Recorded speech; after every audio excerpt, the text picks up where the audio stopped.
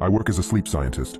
After my last discovery, I've refused to sleep for 3 weeks straight. I usually enjoy working in the sleep lab, but after what I discovered last night, I don't think I'll ever be able to sleep properly again. Since working as a sleep scientist, I've seen my fair share of terrifying and panic-inducing cases. I've had to hear the blood-curdling screams of kids with sleep paralysis claiming to see demons. I've had people attack me in their sleep. I've seen just about every type of terrifying sleep-related issue, but nothing could have prepared me for my last patient. He was a man in his mid-20s who had lapsed into a coma a few days before he was transferred to our facility. He was sent here so we could monitor him, since a coma is very similar to deep sleep, so it's great for sleep research. I was originally hesitant to take on this patient for observation. The reason is, this patient presents with a whole list of strange and unusual symptoms, yet we have no idea what could have caused it. The patient's brother reports that the patient had randomly begun suffering from extreme hallucinations and headaches, so decided to go to sleep early. A whole week goes by, and he never wakes up, despite having no visible health issues. His brother had just assumed he went to sleep for the night, not knowing it would be his last sleep. I knew it was going to be a challenge finding out what caused this, so I hooked him up to our monitoring machines and began with our usual process. But I never could have guessed the horrifying discoveries I would soon make. When I began monitoring the patient, I noticed something extremely strange. His brainwaves weren't typical of a normal coma patient, but all his other physical attributes are. His pupils are unresponsive to light, and he is unresponsive to all stimuli applied, including painful stimuli, except for reflex responses. But his brain waves seemed like he was still awake, still fully capable and conscious. The professor in charge of our lab had a theory that the patient may have been exposed to some airborne pathogen that infected his brain, which may explain the unusual brain activity.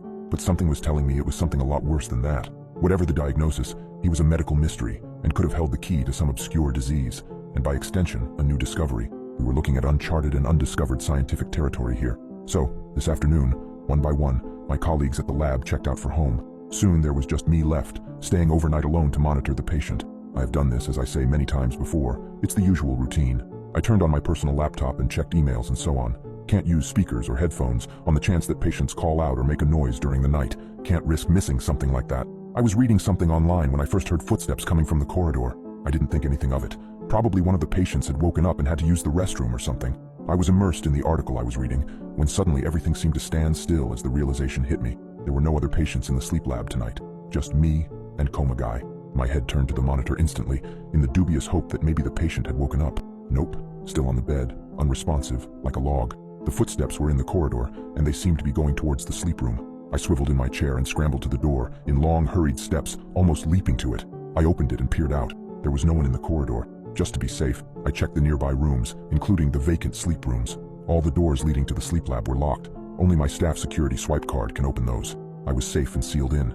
It had been my imagination. Sighing and assuming it was probably nothing, I returned to the monitoring room. Another quick check that the recordings were in order, and I settled into my laptop routine again. With the computer fans humming away, the steady beep of the patient's heart rate, and nothing interesting online, I was on the verge of sleep. Thank God I never fell asleep then. Otherwise, that could have been my last ever nap. The steady sound of the patient's heart rate is what had almost lulled me into a trance, and it's the heart rate that woke me up again, with start. The patient's heart rate had spontaneously increased, very fast. I looked up eagerly at the EEG signal. It had changed, gotten quicker, responsive to something. Was the patient waking up? I stared at the infrared camera image, which was blurry, so I got up and went to look in through the window. Nothing. There was no movement, no change in the patient's consciousness, but his breathing and heart rate had increased. His brain activity had changed within the coma. Was he experiencing hallucinations? I stared at the stationary figure on the bed for some time in the darkness. And then, something within the room moved. At first, I thought it was the shadow of the cabinet on the other side of the room, but the shadow was moving, creeping. A black mass, creeping slowly towards the bed. I blinked, trying to be sure of myself. It was so dark that sometimes the mind creates shapes of darkness and shadows, illusions. No, it did seem to really be there. It was elongating now, as though something, this black thing, had been on all fours and was now standing up, to stand over the patient in his bed. An intruder.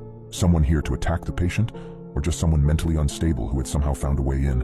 Perhaps they had tailgated and slipped in behind a member of staff as they had entered through the security-protected doors. "Hey!" I shouted, banging on the window. "Hey, who's there? You're not supposed to be in there." The figure stood, unmoved. I went back to the door, through the corridor, and into the sleep room. I turned on the light. No one was there. There couldn't have been time to escape. If they'd exited the sleep room, they would have run into me in the corridor. How odd. Most likely a trick of the darkness. Just to be certain, though, I checked underneath the bed, and in the ensuite bathroom, and in the cabinet for good measure. Everything was in order. I looked at the patient in bed. I was now standing over the bed in the same way I'd imagined the shadow had done. The patient's breathing had returned to his normal pace.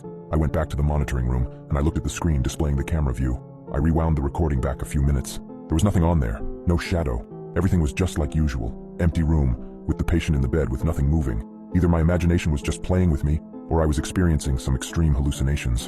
In the back of my mind, I started panicking, but tried not to think about it, putting it down to just the darkness playing tricks on me. At this point, I could have never known how much worse things were about to get. I sat down at my laptop again, not really able to concentrate anymore on the article I had been reading. I decided I needed some light relief. I went to YouTube and started watching some videos with the speakers turned off, and I was finally able to relax and was engrossed.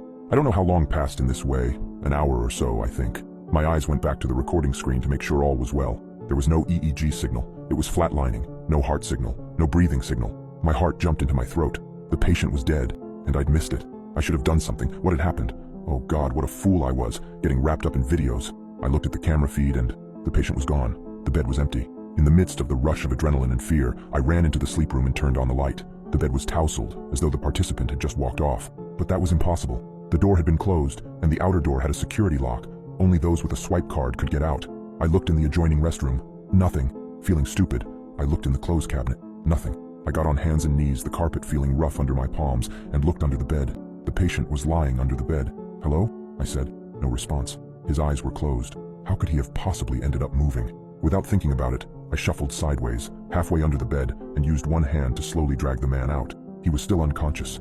The wires were still attached to his head, but had been unplugged at the other end, from the recording machine, so they trailed, long, unattached wires like dreadlocks from his head. Heaving and panting, I somehow managed to get his dead weight back into bed. I then set about plugging everything back into where it should be, and then covered him with the blanket again. I went back into the monitoring room. The signal was back and recording. The signal indicated that he was indeed still comatose. How had he managed to get out of bed? Only one way to find out. The video. Visual evidence. With that, we'd know exactly what happened. So I clicked rewind on the video feed. The past hour was just a blank, dead screen. I felt winded. I sat down on my chair heavily. There must be some rational explanation for this. I went to the door that opened into the corridor, and I closed it.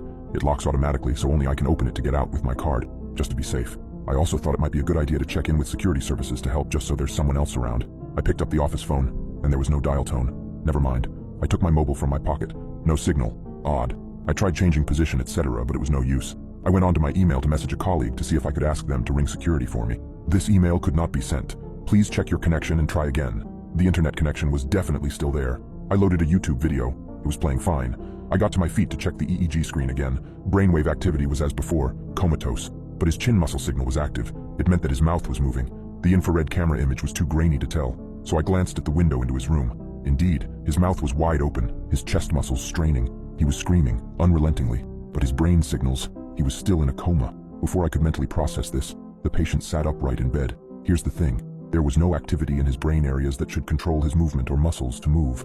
These regions of the brain were inactive. By the look of the signal, his brain wasn't actually controlling his movements. So what the hell was controlling them? Maybe there was something wrong with the signal. Maybe there was an error with the recording equipment. I ran into the door which I'd closed just a few minutes ago. It wouldn't open. I tried swiping my card. It wouldn't open. No beep. Nothing. Neither was I able to turn on the light. Somehow nothing was working. There was a pane of frosted glass at the side of the door. I knew I had to get in there to the patient, so I planned to smash it and squeeze through. I lifted the chair above my head and steadied myself, planting my feet firmly, and got ready to swing.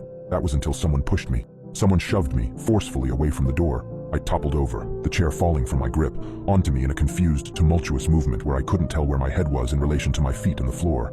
I managed to untangle myself, pushing the chair off me, not thinking about the malicious force that had thrown me onto the floor. The recording computer monitors went dark. The EEG signals and the camera feed screens, both, just pop, and they were gone. I was plunged into greater darkness. I ran to the window to look in at the patient. He was sitting upright in bed, still screaming. He had been screaming relentlessly throughout all this. I stared at him and banged on the window, trying to get him to wake up. This wasn't a normal coma. Perhaps I could wake him up if I tried. I don't know what the hell this was. I was willing to throw all protocol out of the window now, and then someone closed the blind from the other room. I just stood there staring at it. I didn't see a hand pull the blind down, but just the jerking movement of the dark blind being pulled to the bottom of the window pane. Someone else might have shouted out, asked who was there. I don't know why, but I just didn't. Maybe because I knew it would be no use. I never thought I would type this, but I knew then that this wasn't a human I was dealing with. I just felt suddenly drained. I thought back to when his brother said he was hallucinating before he fell asleep and never woke up. I think I might be next.